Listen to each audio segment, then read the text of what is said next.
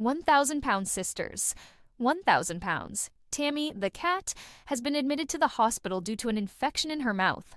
According to the doctor, it's an indication of malignancy. Tammy was operated on right away by the doctor, who also gave her a lot of advice. He instructed her to switch the meals she was consuming, as well as to maintain cleanliness.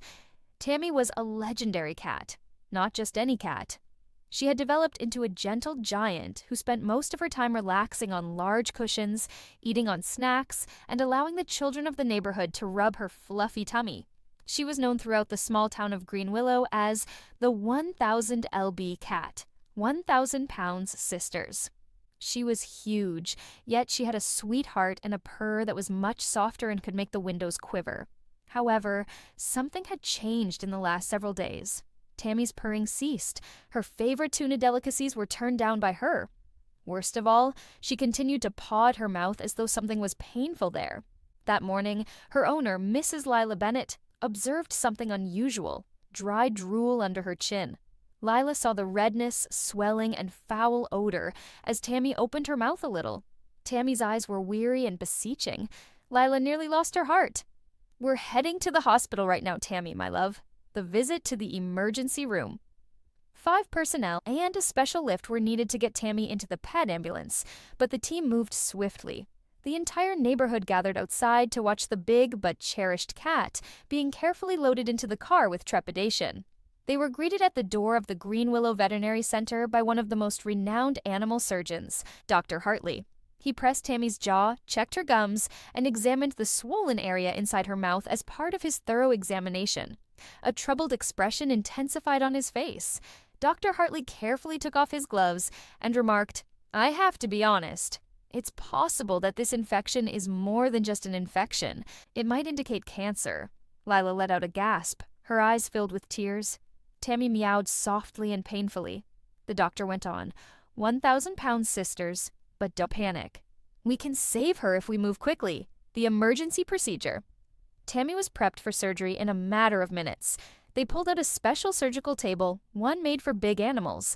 As nurses set up anesthesia, adjusted equipment, and went over all the precautions, the room was alive with activity. Dr. Hartley said as Tammy fell asleep beneath the brilliant lights, "Tammy, you are a fighter. You're going to succeed." 4 exhausting hours were spent on the procedure. With shaking hands, Lila prayed for her best friend while she waited in the hallway. The door opened at last. Dr. Hartley emerged, grinning despite his weariness. "The contaminated tissue was eliminated. We detected the cancer early, but it was only getting started. Tammy has a genuine opportunity." Lila covered her mouth as tears fell down her cheeks in relief. The advice of the physician. Wrapped in cozy blankets, Tammy awoke slowly the following morning. She appeared worn out, but at ease, and her jaw was bandaged. Dr. Hartley came in holding a notebook. He firmly stated, "Tammy needs to make significant lifestyle changes going forward. She is at risk from her previous diet. From now on, wholesome, fresh, and tender meals. No sugary snacks, processed foods, or leftover garbage. Only healthy, hygienic meals that support a robust immune system. 1,000 pound sisters. She needs to keep her mouth clean. She needs to keep her bed tidy. She needs to maintain a clean environment. The infection could return due to any bacteria. Even though she's a great cat, her weight makes things more difficult. We'll design a unique program just for her." Lila, who was resolved to do whatever it required, nodded in agreement with every statement. In the weeks that followed, Tammy's life took a significant turn. She began consuming soft, nutrient-dense meals, herbal broth, mashed veggies, and fresh salmon stew to aid in her recovery. To ensure Tammy always felt secure and at ease, Lila made sure to tidy her bed twice a day. Tammy started purring slowly once more. She started to move more slowly. The enormous cat's entire existence, not just her mouth, started to mend gradually. For the first time in months, Tammy ventured out onto the porch alone one lovely morning. As the kids in the neighborhood cheered and clapped, she raised her head proudly. The 1,000-pound feline who had almost lost everything, Tammy, was now a symbol of hope. But Amy Slayton was just trying to tie her sneakers as the sun was just beginning to rise over Dixon, Kentucky. She'd been telling herself every day since becoming a mother to 2 active boys, "Tomorrow I'll start exercising." But that day had never arrived until today. With her hair in an untidy bun, Amy stood before the mirror. Her eyes, soft and tired but determined, were fixed on her mirror. She muttered, "All right, girl, let's get this done before you decide otherwise." She had the notion 2 weeks prior as she was observing Gage pursuing his younger sibling. She wanted to run, jump, play, and not be out of breath while keeping up with them. At the grocery store, she noticed a flyer that stated, "Mom Me Fitness, an exciting exercise program for working mothers, 1,000-pound sisters." Something inside her clicked. Amy's hands shook as her car pulled into the parking lot of the community center. She was more anxious about the people than the actual training. Would people think less of her? Would she tumble if she couldn't perform the moves? Would they laugh? However, she was welcomed with a warm smile as soon as she entered. "Hey, the instructor Lila, a happy woman with a positive ponytail and bright purple tights, remarked, 'You must be Amy. We are very happy that you will be joining us.'" There were several mothers in the crowded, noisy room, some stretching, some talking, others carrying kids. Nobody looked, nobody muttered. Everyone appeared to be normal. Amy inhaled deeply. "I might be all right." The loud, lively, and rather funny music began. Simple dancing served as the first exercise. When Amy took a left step while everyone else took a right, she laughed at herself. She even spun around once, almost falling but catching herself in time. A mild cardio session followed. Amy walked firmly but slowly. Whenever Lila wanted to give up, she would say, "Take your time. Strength is consistency, not speed." Amy grinned and took a step forward. The door exploded open halfway through the lesson. "Mommy!" Gage was running directly for her, a juice box pouring out of his hand. Tammy was standing behind him, gasping for air. "Your youngster is running quicker than a raccoon searching for food, girl." 1,000-pound sisters Amy in particular made everyone chuckle. "Hey, Tammy, why are you here?" Breathless, she asked. "I intended to take you by surprise. In addition," Tammy smirked and said, "I wanted to see you working out. Sis, I'm proud of you." Amy felt her heart soften. Amy's arms were trembling as she lifted tiny hand weights for the last workout, which was named Mom Power Circuits. Even though she was sweating, she continued. All of the mothers present encouraged her. "Amy, you can do this. You're powerful. Go forward." And she believed it for the first time in a long time. Amy let out a big sigh and fell into the mat as the lesson came to a conclusion. She jokingly said, "Girl, I feel like I wrestled a whole hippo." Lila approached her and handed her a water bottle. "You performed fantastic. I'm hoping to see you each week." Amy nodded and wiped her face. "Indeed, you will." Tammy even gave a slow clap. "I'm amazed. Didn't believe you would live." Amy smiled and replied, "Oh, please be quiet." "This is only the start." Tammy browsed through her phone while Gage sang loudly from the back seat as they drove home. Amy felt lighter inside, if not physically yet, as she gazed out the window. The initial step had been taken by her. But as Amy hurried around gathering toys, folding blankets, and doing her best to keep the house looking moderately normal, the morning sun gently streamed through the Slayton family's living room curtains. Today was not like any other day, as a number of prospective nurses were coming to interview for the opportunity to work with Tammy on a full-time basis. Sitting comfortably in her recliner, Tammy looked up occasionally with nerves she attempted to conceal as she scanned through movies on her phone. "Stop moving the magazines around, girl." As Amy arranged them precisely on the coffee table, Tammy yelled, 1,000-pound sisters. Amy touched her hips with her hands. "I just want to leave a positive impression. If it appears that we live in a tornado, no nurse will want to work here." Although Tammy rolled her eyes, a small smile appeared on her face. "All right, but if someone shows up acting bossy, I won't do anything they say." Amy let out a sigh. The day is going to be lengthy. Nurse Jessica was the initial candidate. A tall young woman carrying a bright green clipboard knocked on the door at precisely 10 in the morning. Amy gave her a cordial greeting. "Hello, Jessica, you must be—" "Yes," Jessica replied with a polished grin. "I have 5 years of experience working with bariatric patients. I can't wait to meet Tammy." Tammy raised her chin like a queen on her throne as soon as she entered. "You're going to advise me on what to eat then?" Tammy posed a direct question. Jessica gave a courteous laugh. "Guide you, not tell you." "We'll collaborate." Tammy's eyes narrowed. "Are you a cook?" "Yes, I'm able to prepare nutritious meals." Tammy answered. But can you make lasagna that tastes like lasagna and not sadness? Amy buried her face embarrassed. To the surprise of both sisters, however, Jessica laughed. Challenge accepted, she said. Tammy's brows went up. Well, good for her. Nurse Bob was the second candidate. When Nurse Bob walked in, he carried an enormous duffel bag full of medical gear. He looked like he was preparing to climb Mount Everest rather than meet Tammy. His voice was deep as he said, Howdy? I take health seriously, no bullshit, no justifications. Tammy gave a double blink. 1,000 pounds, sisters, Amy whispered to herself. Oh, Lord. Bob took out exercise sheets, nutrition programs, charts, and even a resistance band. Every morning you'll start with breathing techniques before working out while seated for 20 minutes. I anticipate commitment. As if he had just insulted her entire family, Tammy looked at him. Who do you think will accomplish that? You, Bob answered. Tammy waved him away and said, I don't think so. Next, Amy hurried Bob out before Tammy lost her temper. Lacey, the third candidate. When Nurse Lacey showed in, the room was filled with her vivacious energy, pink hair, and glittery sneakers. Hello, Tammy. I brought a fragrant candle for you. She let out a squeal. Tammy murmured to Amy, Oh, I already like her. Sitting directly next Tammy, Lacey said quietly, This trip is difficult. I realize that. I have assisted other ladies in regaining their strength and self-assurance. You should be treated with respect. Up until Lacey began displaying her crystals, Tammy appeared moved.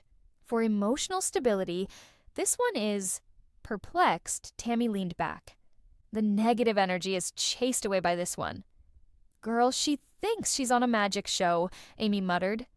Tammy choked back a chuckle. I'm not in need of crystals. Someone who can cook without annoying me is what I need.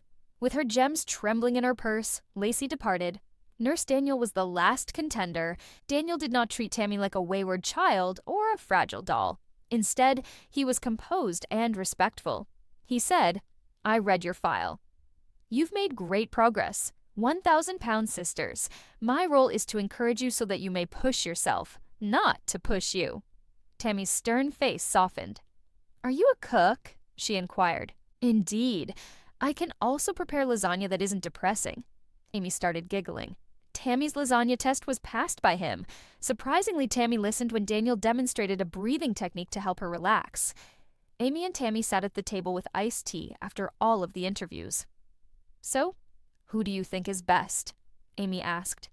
Tammy folded her arms. I want someone who won't treat me like a magical unicorn or a drill sergeant. All right, Daniel. After hesitating, Tammy nodded. Indeed, Daniel. Amy grinned with pride. All right, I believe he will be of great assistance to you. Tammy pretended not to care and shrugged. Anyway, so long as he is able to cook. However, she secretly felt hope, something she hadn't had in a long time. Conclusion. The following week, Daniel began, and Tammy's entire attitude changed. She continued to laugh. She experimented with new foods. She even avoided rolling her eyes too much while performing the seated exercises. She felt as though she could genuinely continue for the first time in a long time. And Amy proudly observed her sister, thankful that the interviews, despite their chaos, had at last introduced Tammy to the proper person. But Amy Slayton woke up with a sense of excitement she hadn't had in months, just as the sun was rising over Dixon, Kentucky. She rubbed her eyes and gazed around her little but comfortable home while sitting on the side of her bed. 1,000 pounds sisters. The living room floor was covered in toys, including Glenn's plush animals, Gage's dinosaur figures, and crayons. Although it was home, it had just begun to feel a bit too small. With a sigh, Amy muttered to herself, "More room is what my boys deserve. I'm worthy of more room. Something fresh is needed." When she entered the kitchen that morning, Tammy was sipping her usual sugar-free iced coffee. Tammy teased, "Girl, you look like you've seen a ghost." Amy smiled. "No, I'm not kidding. I want to purchase a new home." Tammy almost choked. "A new home? That's enormous, Amy." Amy gave a determined nod. "I've been considering it for months. For the boys, I would like a backyard. A real dining room is what I want. I'm looking for a place to breathe." Later that day, Amy and Tammy met with Martha Cunningham, a charming woman with large glasses and a larger grin, a local real estate agent who was accompanied by the TLC crew. Martha flipped through her tablet and said, I have 3 houses to show you today, ladies. Everybody has something unique to offer. Like she was in school, Tammy raised her hand right away. Are there any of them with a large kitchen? My sister prepares food as if we were managing a 5-star restaurant. Amy giggled while rolling her eyes. All I want is a pantry. An actual pantry. A charming blue home with a wraparound porch was their first destination. Amy fell in love right away. Imagining herself sipping her morning coffee as the boys played outdoors, she strolled onto the porch. The house smelled of new beginnings and freshly painted walls.